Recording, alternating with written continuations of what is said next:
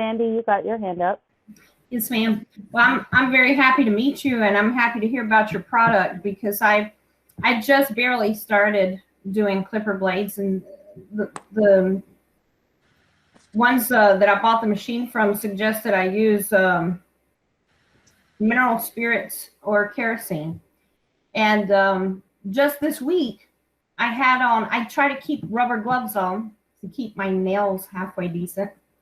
And I usually pinch one of the fingers out so I can feel for my burr. And a little bit of the mineral spirits got in my glove, and I didn't realize. My half of my hand is still burning from that. And, I was using what I was told. So just for our own benefit, I'm glad to know about your product. And I'll definitely get on your site and purchase some. Thank you for your presentation. You're welcome. Our product is non-hazardous. So it does remove, as I said in the video, it does remove moisture from metal surfaces. And so it also removes the moisture from your hands.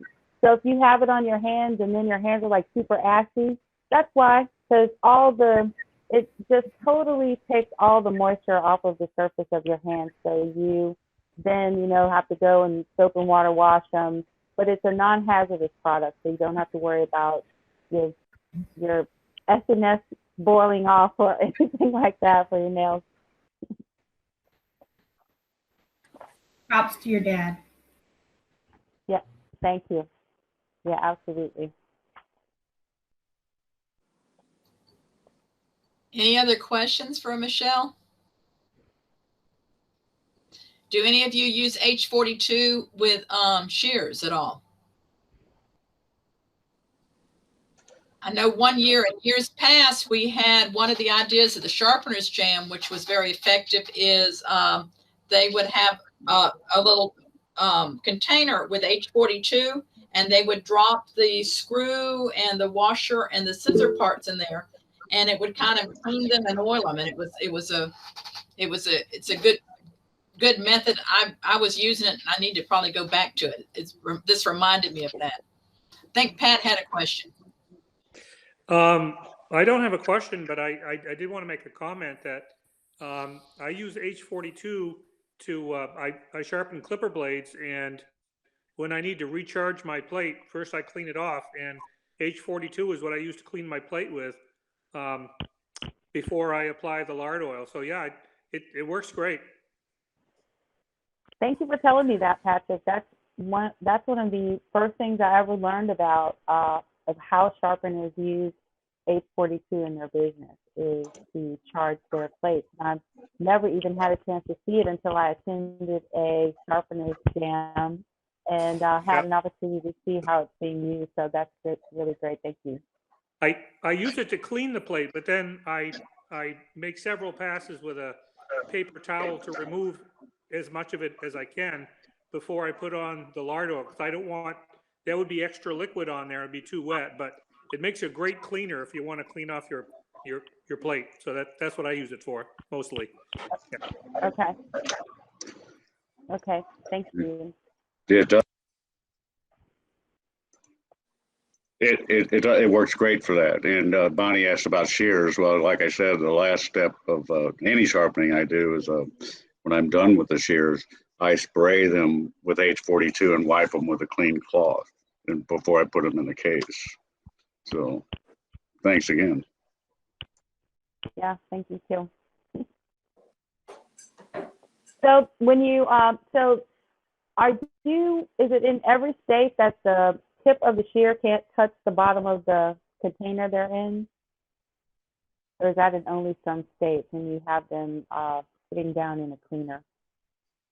Does anyone know about that? Yeah. So what was it, Michelle? The scissor can't touch the vessel or the container it goes into? Yeah, something like that. Do you know about that, Jerry? You ever heard about that? I've never heard that. I've never heard that. That's not either. Bonnie, do you know that? I've got the rules, and actually we sell them, the continuing education units for Georgia, and that's not in there. It has to be covered over, and it has to be like a dirty container and a clean container. And what we usually tell them to do, just the cheapest way, is to have those little cheap pencil boxes and have one that's clean and one that's dirty. But this is the first I've heard about them not being able to touch the container. That's probably more combs. I don't. Shears are fine, but the combs are in that barber side, and they're not touching the side or something. Maybe the combs, but I don't. As I said, I've got all that information because it's on our website. Yeah. Okay. According to my wife is a 25-year hairdresser. She's been licensed in Wisconsin, North Carolina, and South Carolina. And she said those 3 states do not have that as a standard. Okay. Okay, I could have totally made that up then. Thank you. It may be the combs you're thinking of. I know some states, like those scissor holsters we would sell at the hair shows, they weren't allowed in some states. And so their variance is from one state to the other of how strict they are. Okay. Okay. I don't know who had their hands first, Christopher or Patrick, and I see Patrick, your hand is back down. And Cindy had her hand up earlier.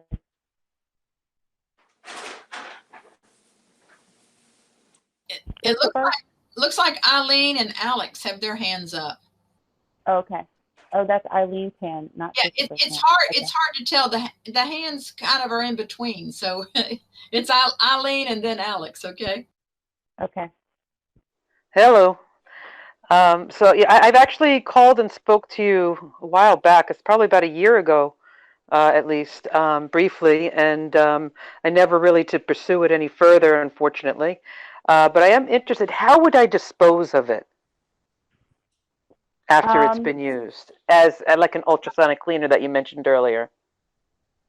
That little amount that you would have in a jar left, you just close that jar. Hello? Okay.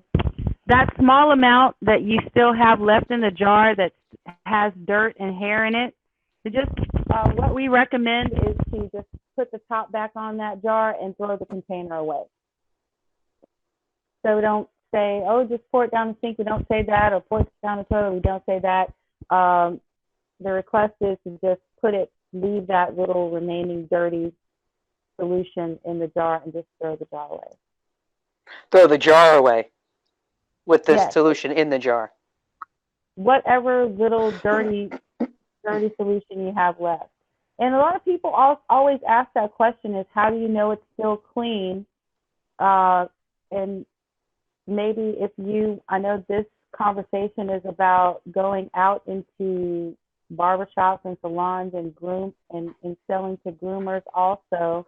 And that's a big question is, how do you know that the product is still disinfecting? And it's kind of like dishwater. If it gets cloudy, you can't continue to use it. But actually the hair and dirt, the product is water free. So it's oil based, petroleum based. It's lighter than water. So anything that's in it, dirt and hair, is going to immediately fall to the bottom. So, and you're not sticking that clipper all the way down to the bottom of that jar. You're just putting the teeth into the solution. So once you get all the way to the bottom, if you're pouring it out into something else and using it, or if you're using it in the jar, like one of the videos on my presentation, you just throw that last remaining amount. Just close the jar and throw it away. Does that answer your question, Eileen? Yeah, I don't have covers on my my jars that I use in the ultrasonic, so that would be difficult. But maybe having a one container to put everything in after, I guess. I'll figure it out. Okay, thank you. You're welcome. And I just have another question. So are you talking about once you use it one time and it's still, are you talking about using the product one time and then throwing it away? In an ultrasonic, yeah. I mean, there are multiple containers. Okay. But they're not covered. They're you know, they're plastic containers that don't have covers on them. But you could use one big container to dump everything into. Okay. Okay. But right now, all I Yeah. do is water and dish soap, and it works. You know, it does work more majority of time. You know, there's one or two blades that are just full of so much that you just have to kind of do a little bit more to clean them. Okay. I would just be concerned about putting that down the sink or the toilet or Yeah. a drain. Yeah, you can't do Yeah, that. we don't recommend that, no, ma'am. Okay. All right. Thank you. You're welcome. Let's take one more question. I think Dave has got his hand up, and then we'll go to Hey, Ted.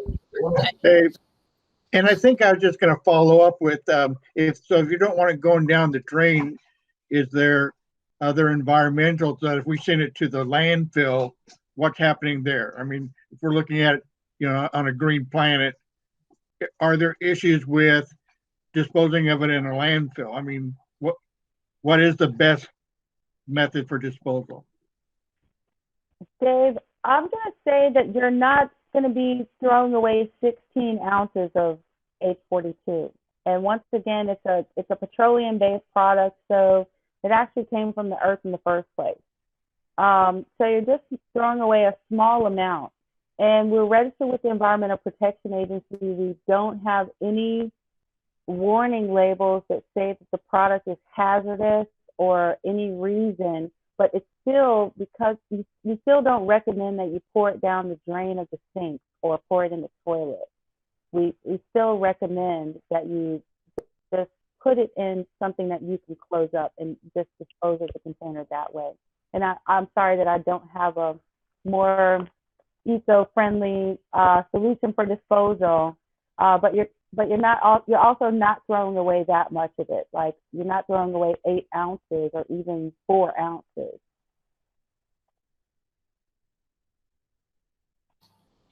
So Michelle, we're going to move on to the next presentation, but that was awesome. And as you see, you're All very right, thank you so much, Donna. Sharpeners. Thank you, Michelle.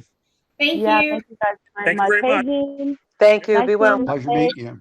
Pleasure hearing about your father. Yes, thank you. Thank you all very much for participating in this course, and you're welcome to call me. Yeah, can't wait to hear from you. I'll make sure they all have your contact information too. I So- did put it in the chat too, honey. Oh, you did? Okay, good, good. I did.